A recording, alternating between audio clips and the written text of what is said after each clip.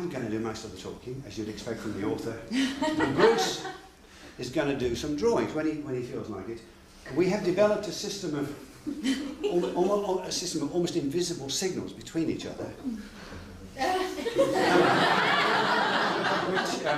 And Bruce will draw when the mood takes it. And we both hope it has some bearing on whatever is being said. Our first book was called The Runaway Dinner. Now here's the story for you. Full of such fun and exciting stuff, you will surely love it. And the best part is it's all true. Without planning it, Bruce and I think, being of similar natures, have tried to put into our books a kind of philosophical kind of core, not just silly light comedy. Anybody can do that.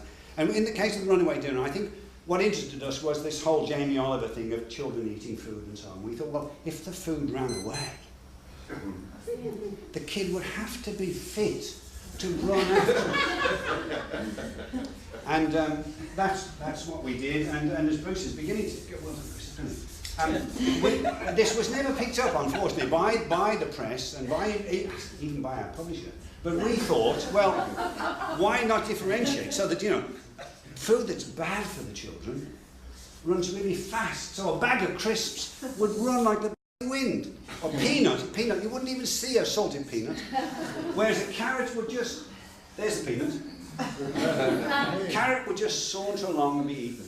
This notion of philosophy brings us into our second book, really, which is Previously, because, again, with this book, there was a philosophical idea, really. All of us spent too much time rushing around.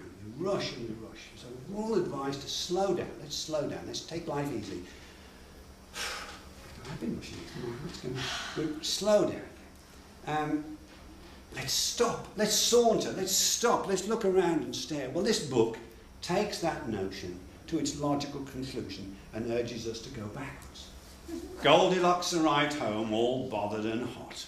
Previously, you'd been running around, running like mad in the dark woods. Previously, she had been climbing out of somebody else's window. So Goldilocks has vandalised the bear's cottage, and she runs home to her mum and dad. And that's what happens. Bruce has reversed it in this spread. And if you turn back to the title page, logically, the story continues backwards. So the bears, who are incensed that they've been really burglarised, they run across, they've got a torch, and they're trying to follow Goldilocks to see what the hell she's onto. And then Bruce did a magical picture, which we all loved. There's Goldilocks with her mum and dad, and they're sitting there, looking rather slightly shifty, but rather amused. And there's the bears with their torch glaring at them through the window. Previously, she had been climbing out of somebody else's window. Previously, she had been sleeping in somebody else's bed, eating somebody else's porridge, and breaking somebody else's chair. Previously, she had been humming a tune and having a little skip by herself in the dark woods. Previously, she had been bumped into by a hurtling and older boy named Jack. We found that we could go back through a whole sequence of stories. And of course, the obvious point about using traditional material is your readers know it, so you can play against it.